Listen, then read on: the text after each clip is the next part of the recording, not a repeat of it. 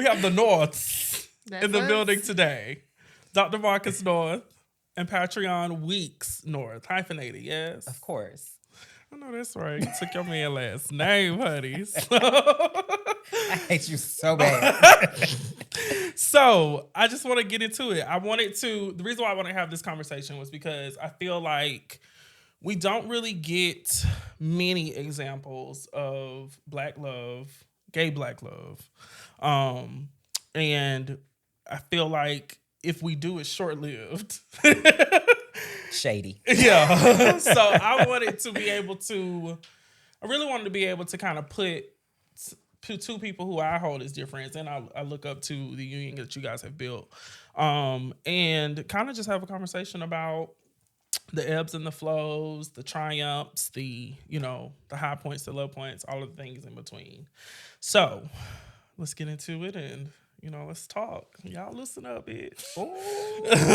Not too much, girl. All right. So so tell me a little bit. Tell me a little bit about you guys. How long have you guys been together? Tell me a little bit about your love story. Yeah. Okay. Since you're looking at me, I guess I'll start. Okay. So my name is Dr. Marcus North, as you've said. I am an educator. But as far as us together, we've been together almost 6 years, married almost 5. We got married on our 1-year anniversary. We actually met on Tinder. Okay, Right Tinder swipe. love. So we met. Our first date was actually at the Waffle House. He said it was our first date. I think it was like we were just meeting, trying to see, You was trying to scope him out. trying to see who I was dealing with. But we met at the Waffle House, and we just sat there. He likes to tell the story, but we just sat there all night long talking, and we've been kind of like inseparable ever since. Sweet. Okay. What's your version of it?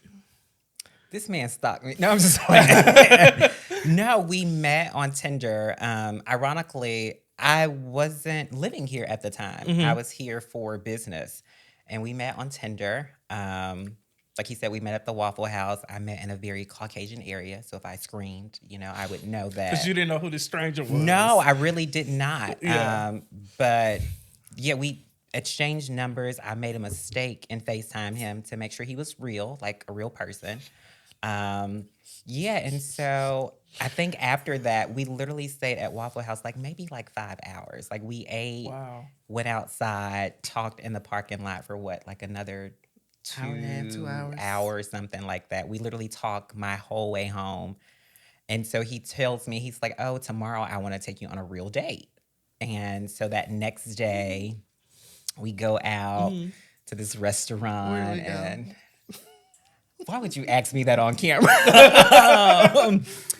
We went to Joey D's. Joey D's. And what is it? Done with it. And done with it. Okay. He took note of my cocktail of choice. So when I came Which was? Hennessy and Coke. Okay. So when I came in, there was a Hennessy and Coke already at the table. Oh. And so we just literally became inseparable from that moment. We literally talked all day, every day, moving forward. Okay, Mr. Chivalrous North. Okay. So you wooed Patreon right on in. I love it. So you guys have been together for 6 years. So that's 2 decades of gay years, bitch. Child, 3. Has it felt that long? Do you guys feel like you're just getting started, like you're just kicking into it? Or are you feeling like you're settling into it? So let me also preface by saying that Marcus and Patreon are, 20 days away from their wedding? Yeah. Yes. It's not a wedding. It's a celebration of love. A celebration of love. Excuse me. So yes, Marcus and Patreon, 20 days away from their celebration of love, which I will be in attendance to. You better. Black tie. Yes, I'll be there. So y'all have been together this long. What has the adjustment period been like? Because you went through COVID, you survived COVID. That in itself is an achievement. So do you guys feel settled, or do you feel like you're still kind of in your honeymoon phase? I think it's a combination. To your point of COVID, I think COVID really made us like each other. We were kind of forced at home. So it's we're not traveling. We're not going anywhere. We're not going on dates. We're not going to restaurants. We're not going to dinner. So we're literally forced to sit at home and just talk to each other. So it was like, do I like you or do I like the things we do? And obviously, we liked each other. Yeah. So, and it kind of goes to why we're just now having our celebration of love. He proposed after 10 months. Wow. And I said yes. And as we were planning, the pandemic happened. And so it was just like everything just came to like a complete pause. Yeah. But in a lot of ways, it's still like the honeymoon phase. Our love evolved. So the person he was 5 years ago, he's not now the person I was 5 years. So we're always learning about each other. When I met him, he had his master's. He hadn't started on his doctorate yet. So I knew that version of him. So moving forward, I knew Marcus that was writing his dissertation. I knew Marcus that was writing his comps. And now I'm like, oh, my husband, Dr. North, because he's been in school our entire relationship. So getting to know him not in school, like with no homework, no assignments, it's a different version. Yeah. I think that's why it goes to the consistent or the constant honeymoon phase. It's like we're constantly evolving, like you said. So now that we're in this new phase with new people, ideally, so now we have to learn that over and over again. So it's never stale, it's never stagnant. We're continuously like evolving together as opposed to just separately. Yeah, you could never be bored with Patreon. That's for sure. Don't do it. I'm gonna fight you. Not too much. So before getting into marriage, and I know that you guys had a short relationship phase. It was 10 months. But before getting short, girl, that's 6 years engaged. It's true for real. Before getting into marriage, what were some of the things that you felt like you had to unlearn? I guess like what was one of the most important things for each of you that you had to unlearn? Why are you laughing so much? Answer the question. One of the things that I had to unlearn was managing expectations. So what did I expect from the other person may not be what I received because of the whole idea of communicating. So I may have expected something and I may have voiced that expectation, but the way it was communicated, the way it was reciprocated, it wasn't what I expected. So just having to understand that it may not always go the way I planned it and having to accept and understand what he was giving was actually him giving me his all, and I had to receive and respect that that was his all and he was trying to give me exactly what I did. So managing that expectation and really the realization of what was actually given may not be what I expected. Okay. That makes sense. Yes, it does. So what are your expectations of him now that you guys are married, living together? You know, you're about to have your celebration of love.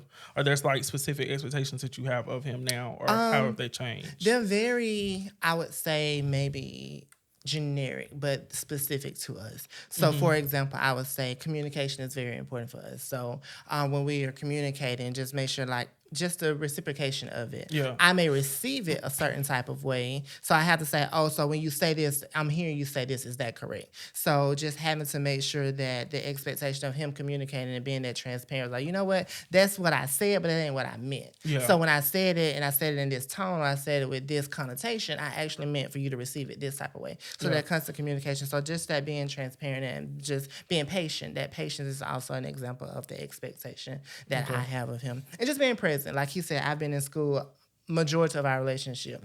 We've been married 5 years, and I was in my doctoral the first 4.5 years of our whole relationship. So but you've been in school since I've known you. Well, not anymore. So just having to just learn what that it is and just being present, because now that presence look a little different. I'm able to be more present because I don't have the responsibilities of writing my dissertation, doing the research, meeting with people, doing this, that, and the other. So now I'm having to make sure that my level of presence is what I'm expecting of him, and being that representation and that model of what presence looks like for me. Yeah. Because we know he was always in that office. Glued. Glued to the But it was computer. cute, though. It was cute. It's a cute office. No, it is. And a lot of books. You read a lot. So what was something that you had to unlearn, Patreon? Well, I think for me, it's funny because he talks about presence, but for me, it was that in reverse because I was in relationships, but I ain't really take them serious. So it was very much like I like my me time. So now that I'm in a relationship, how can I meet his expectation of being present, but still get my me time? So it's finding out how do I live with someone like that I see and I have to talk to when I don't want to talk to myself. I'm looking at somebody that I don't like me today. Yeah. And he hasn't done anything, but I don't like him today. So how can I still be present? So it was finding ways to incorporate my me time, but still being present for my now husband. Yeah.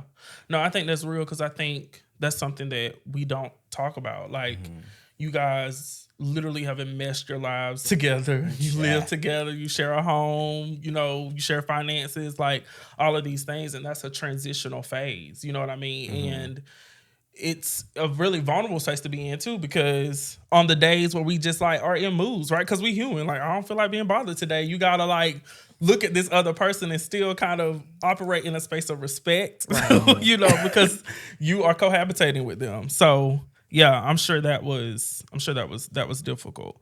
When you guys, you know, when Marcus proposed, was there anything that, and this could be for either of you, was there anything that you guys kind of believed about relationships going into it now that you're married and now that you're happy, right? Like you're like, oh, I never would have thought like this is a belief that I had, you know, while I was single, but now that I'm in a relationship or I'm in a marriage, like I'm realizing it's something completely different. What was that thing? I think, and just to put out there, we got engaged in 10 months. For us, it doesn't take all day. Like, to figure, like when you go outside, you know it's raining. Like, it didn't take you 10 hours to find out it was raining. Because you keep putting that out there. So let's clear that up. But no, honestly, for us, it was different because you grow up and you only have representation of heterosexual relationships. And oftentimes in the media, when you see gay Black men, we're displayed a certain way. A lot of times we're flamboyant, we're hairstyles, we're makeup artists, and all of that is a part of our community. Like, you know, the drag, all of that. But then it's the flip side where it's the me, the him, the yous, and our life is different. So people see you and often assume that. So for us, our version of our love story is something that we created because we didn't have an example of this gay Black couple in front of us. So we're both men. So in terms of gender roles, it's like, it's not you do this, I do that. So it's merging the two and figuring out that, hey, this is my ministry and I'm good over here. And I'm not good over there, but you are. So that's where God has blessed you. No, I think that's something that I enjoy about y'all because, of course, like I've been around y'all's families at this point. I've been to y'all's home many times. You know, and y'all are dear friends. We used to go to church together. You ain't saved no more. Oh my God. So yeah, I think that's something that I've enjoyed about you guys is that I've taken note of that you guys don't have like any like specific like gender roles, or it doesn't seem like there's one person who's more masc or one who's more femme, like, you know, and if that is the case, that's totally fine. But I think it's refreshing to see a couple that just operates in the space that they're most comfortable, right? And you guys kind of just fell into that synchrony with each other, and there were no like, you know, absurd expectations of being like super masc or being super something, you know, that wasn't authentic to who you are. So I think that's really good. Because I know you queens are saved. How important would you say God has been in your marriage? God has been the center of our marriage. Like, we acknowledge that nothing that we have, nothing that we've accomplished, nothing that we continue to accomplish could not happen without him. So we it was important that I found somebody that had a relationship with Christ, because I've grown up in church. I've maintained my relationship even when I was single, when I was in college, away from my home. So that was important that I found somebody that goes to church as well. I was in a relationship in the past with somebody that did not believe, and it quickly did not go well, because I'm getting up every Sunday going to church, and you ain't going with me because you talking down on the belief that I'm having. So we always have this rift. So it was very important for me to find somebody that also has that personal relationship. Now we're continuously working on our collective relationship with Jesus and what that looks like together. But it's very important to know that when I need somebody, then he can go to his prayer closet and pray for me, and vice versa. Hopefully he feels like that I'm praying for him. But that it's very important that I know that you at least believe, you at least have that relationship. And if you need to go to somebody, you can look to them hills from which cometh your help. Oh, bless God. Right. But you know, I think the biggest challenge of that is, especially with like gay black men, because no matter what denomination, you're taught that you're going to hell for being gay. Right. So I think for us, it was unlearning what we were taught, because a lot of times with religion is things that we're taught to believe. You know, we pray, now I lay me down to sleep, because that's what your mom taught you, because your grandmother taught her that. So it was exploring our faith and the God that we believe in together, and developing that relationship as one, because I was taught this, you were taught that. Because my husband grew up in a church where they had church first and third Sunday. I went every Sunday, multiple service. I was a Bible Bowl champ, like Vacation Bible School, all of that. So although we had the same faith, that looked different for us. But now that we're together as a unit, collectively, what does that look like for us? Yeah. That's interesting. But I think that it does make, because I've been in a relationship like that as well, where, you know, you are dating someone or you're in a relationship with someone who has a different faith, and it does make it extremely difficult, especially through like those hard times like what Patrick was talking about earlier, where you just wake up and you don't really know what's going on. You're not you're not feeling your best self, and those are the times that you need God most, right? So you need to be able to trust somebody to like get on bended knees and pray on your behalf and intercede on your behalf. Oh, intercede? Yes. You might have learned something. Child, you know, I know a little bit of something, so I know a few scriptures. Would you say that because you have not had an example of gay, like you said, like have, you know, seen successful gay black marriages, that it is difficult to be in a gay black, you know, in a marriage as gay black men? Because do you feel like you're kind of treading and learning as you go, or? Representation definitely matters. Yeah. So okay, Dr. North. This is Dr. North coming out. Representation matters. That's right, sweetie. No, because you talk about not having that example, and it's because of that representation. And you talked about learning and unlearning things, because one of the things that I had to unlearn when getting into a marriage is it's going to always be fun. It's going to always be happy. Like sometimes, like he said, he gets on my nerves, I get on his. I get on your nerves? No, of course not.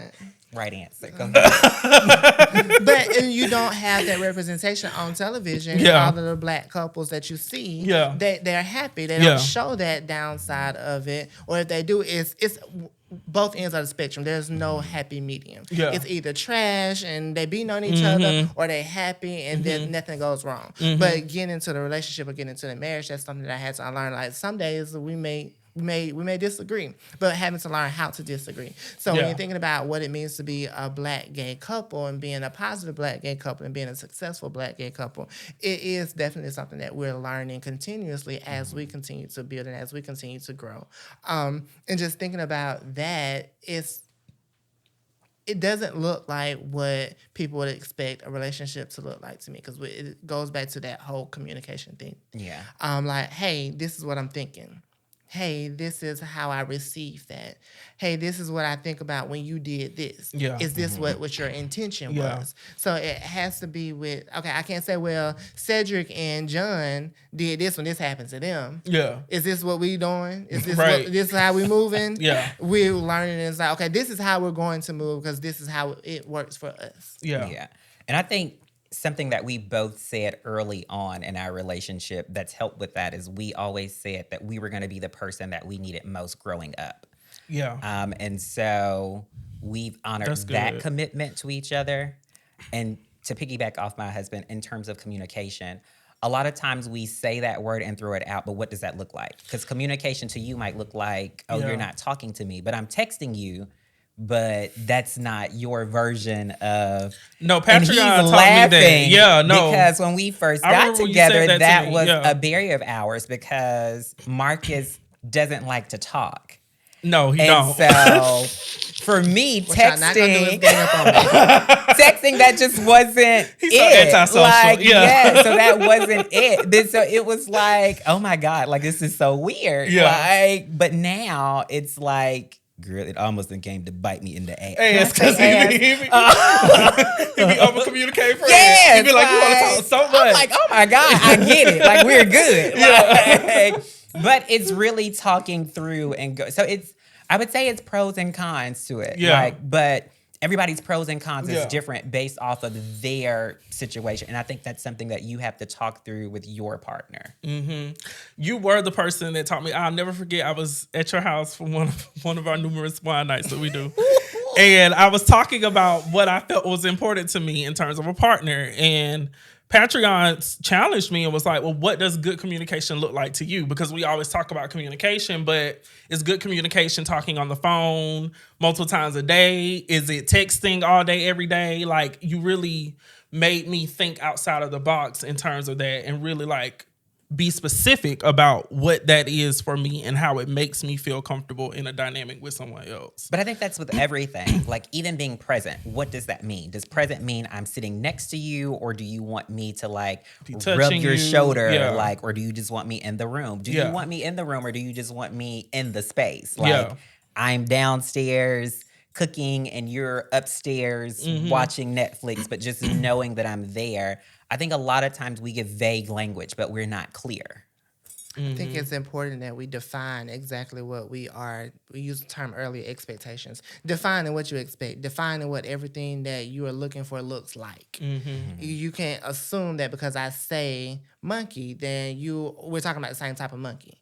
You can't assume that just because I say let's go out, then going out looks the same type of way. We had a conversation previously. He was like, oh, we need to have date nights at least once a week. I was like, well, we don't really do that. He was like, we went here with Cedric. I was like, that's not a date night. We was with Cedric. I'm like, a date night to me is just two of us. If somebody else with us, that's not a date night. So we had to talk through that and define what date night looks like so we can be both on the same page. This relationship shit is really methodical and technical. Like it really is a science. You know what I mean? Like people should major in this shit in college because it's deep. It goes into so many layers. But he majored in psychology. He did. Don't put my business out there. I got a degree. So what would you say that your personal definitions of romance are? Let's start with you, Patreon. What's your definition of romance? How do you like to be wooed? For me, wooing is like a whole body experience. So it's beyond like the physical. Like, how do you mentally stimulate me? How do you emotionally stimulate me?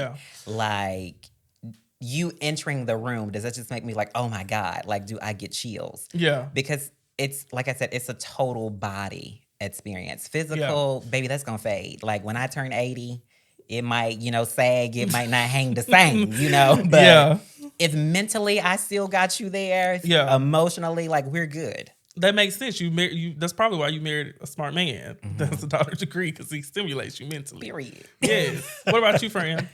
I thought she was about to say something else. I was like, you don't think I'm cute? That's why he married me? Like, wait a minute. She's a shady girl. Marcus has this way of taking everything I say and turning it into shade. Not too much on my man. I'm really not that shady of a person. Not too much on my man, though. Start on my show. This is my show. You cannot trying to fake Tamron Hall. Come on.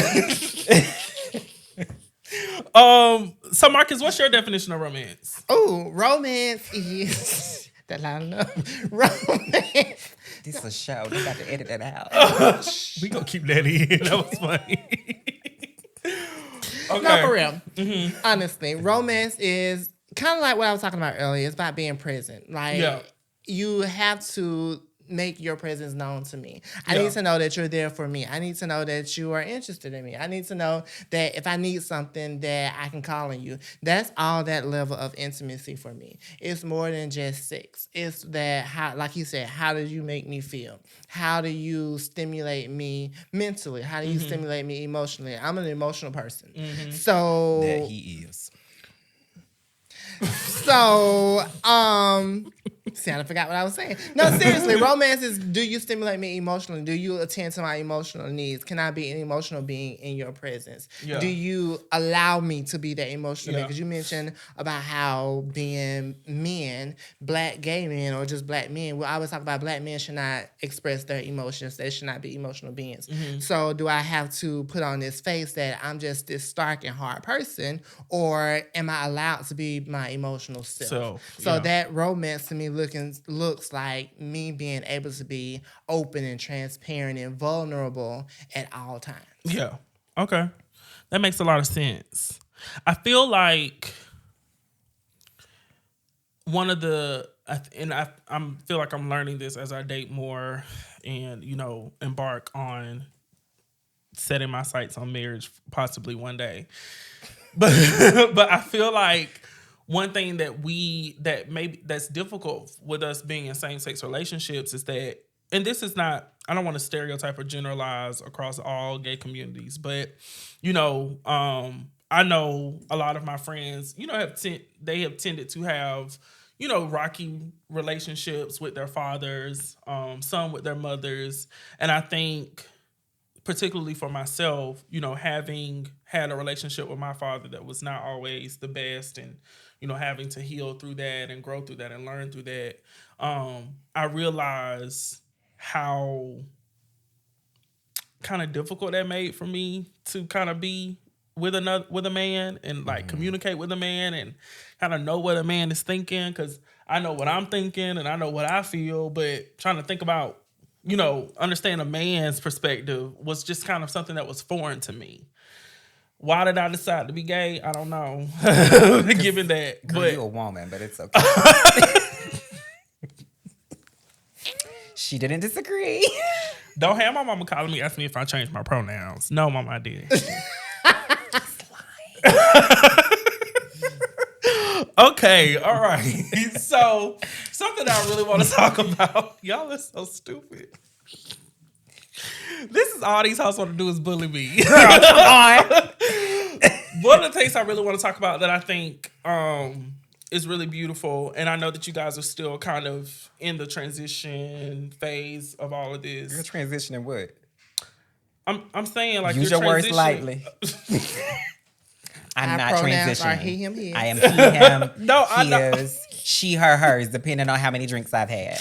Go ahead. I'm not saying they are transitioning, but what I'm saying is that I know that it has been a transition for you guys recently with what happened, with you guys trying to have It's okay. children. We can talk about it. Stop Okay, stumbling. I'm getting nervous. I'm sorry. I know it makes me Choked up so over there. okay. It makes me so sad. And once y'all hear the story that they're gonna share, you guys will understand. But I think we all were on the ride with you. And when I say we mean the friends, the family. Like, we were so excited.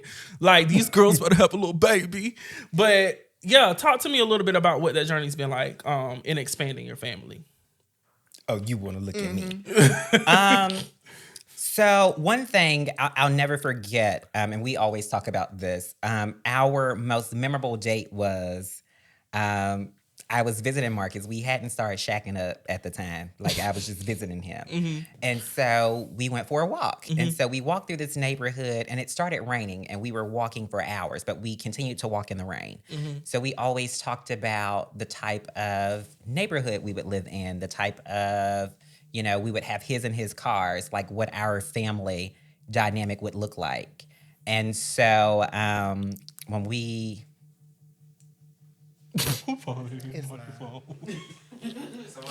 Why is your damn phone? Put that over there. You need to turn it off.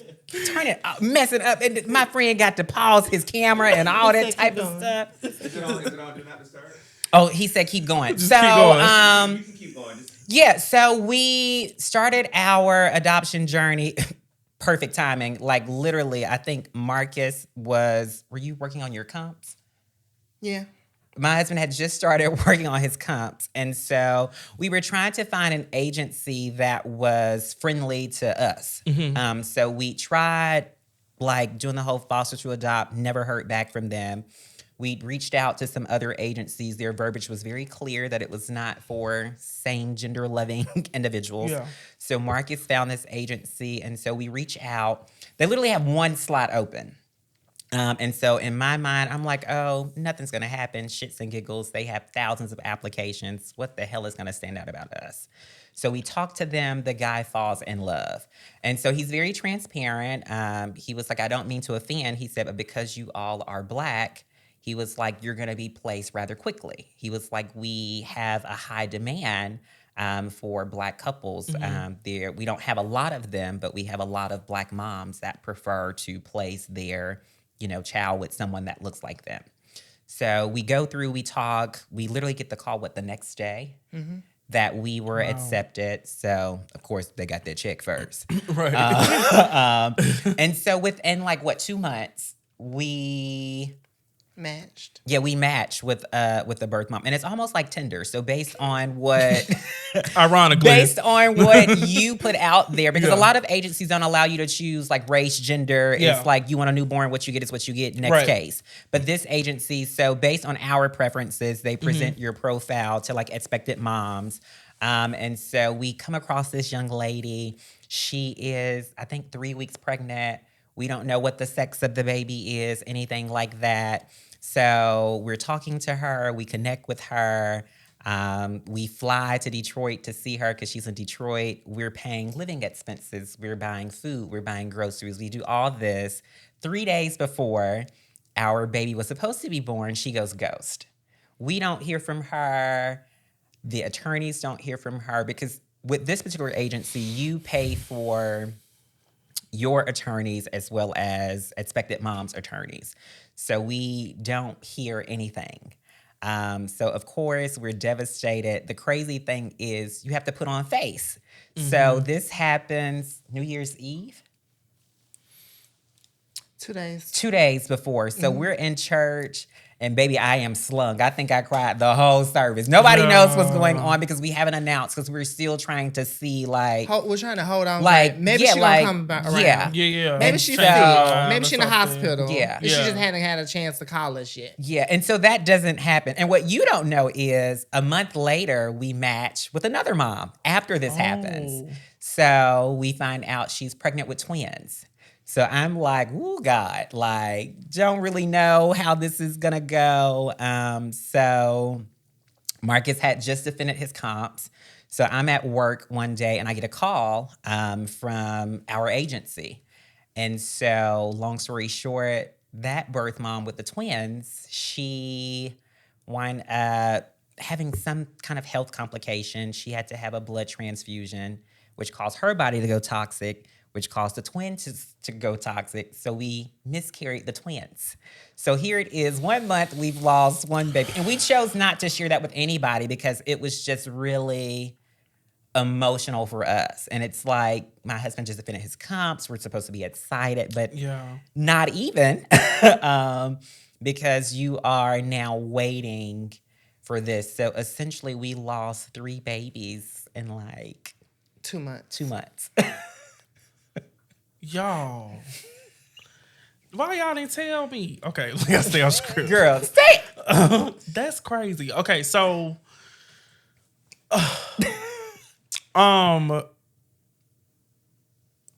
where does that leave you? What headspace are you in right now? You know what? I think for us, and something that my husband said to me when we were dealing with this, everything we've asked God for, he's gave to us. And it didn't necessarily look because we had a 10-year plan. House, his and his cars, all that was our 10-year plan.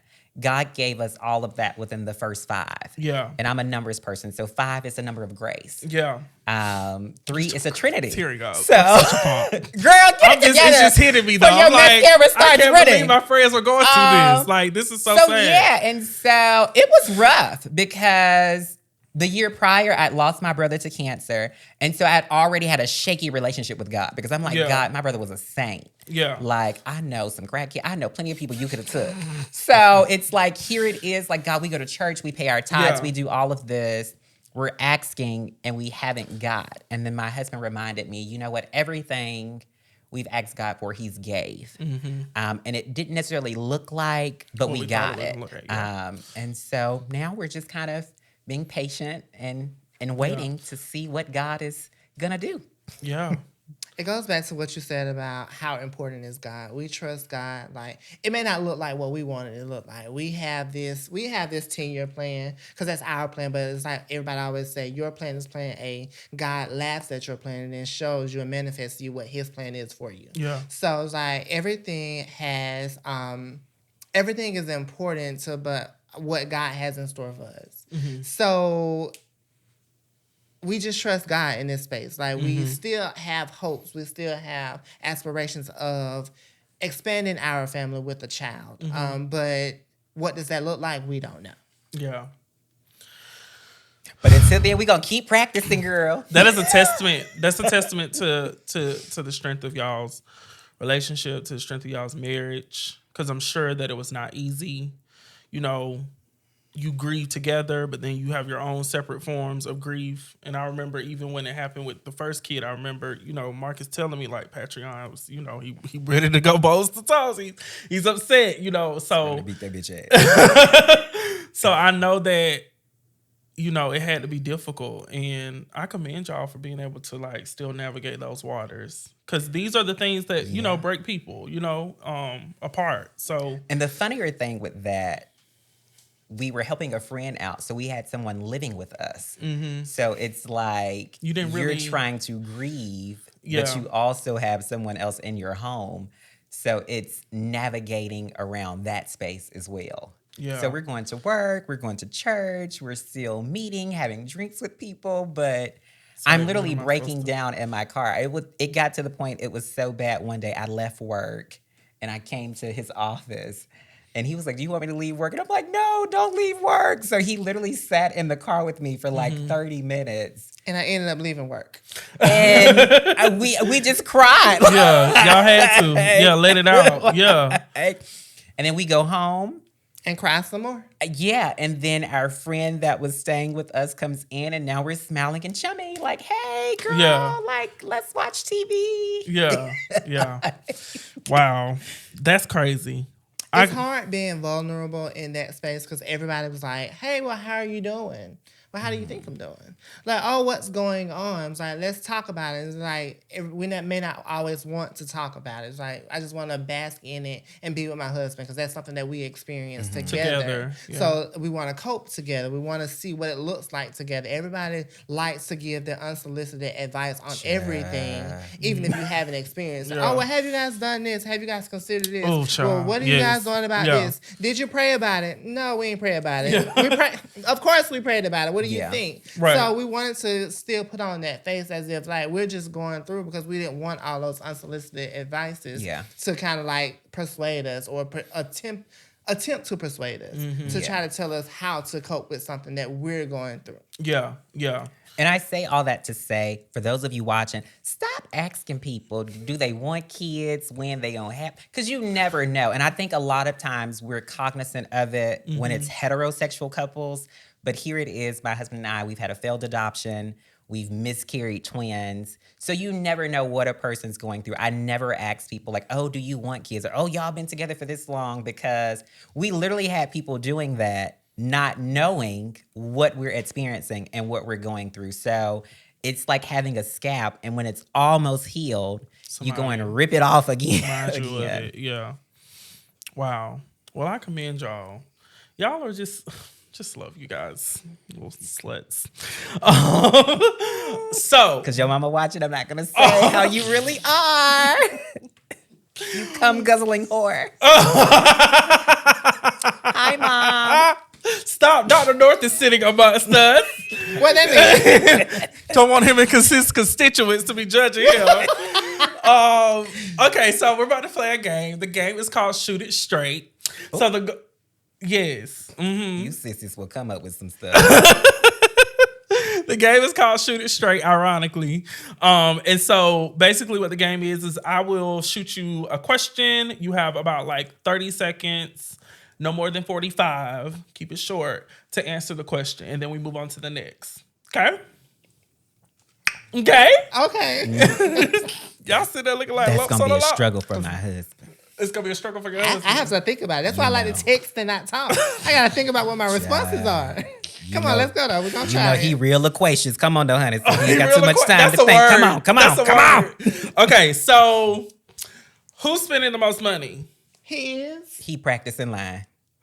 Okay, it depends on what we're spending money on. Who's spending the most money on clothes, shoes, and Oh, everything? he do. Cause I buy for both. Next question. Oh, okay.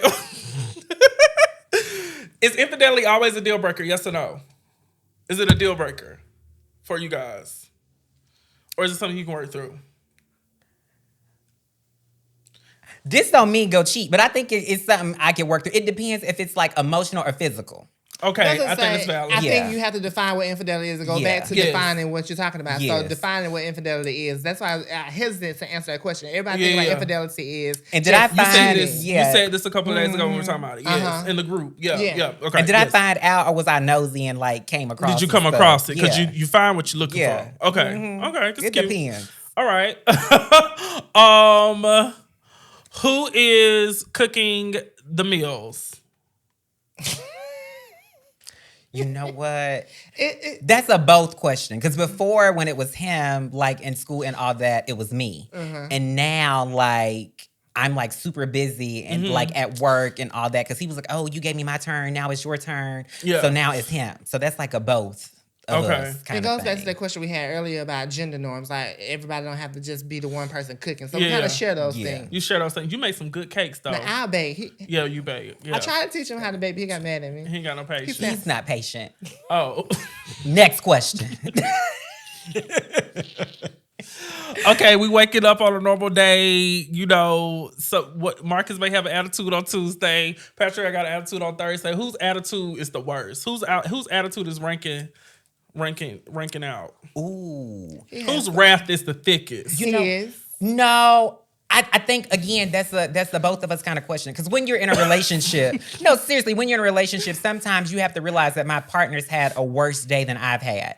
And although I've had a bad day, his bad day trumps my bad day. So I have to revert and I have to bottle my bad day in. So I might be just a bitch on Friday because this shit happened on Tuesday and I done had to hold this in now because you had a worse day than me. But when you let it out, whose is worse, yours or mine? Mine was bottled longer. All right. And Next question. Patrick, I said mine was bottled longer. Okay. That was so funny. That made me lose my last question. Wait. Oh, okay. This is the last one. So, who is saying "get out my man" face if y'all out and somebody trying to get a little frisky? Who's the one pulling away? Because you always have one who's a little bit more reserved, like you just kind of eyeing it from a distance, and then you got one who will walk up and say, "Hold back up." I'm the one that's most reserved, and I'll make looks and I won't say anything until we get home. But it's one time, and then we were in 10th and Piedmont for a Sunday fun day. I never forget.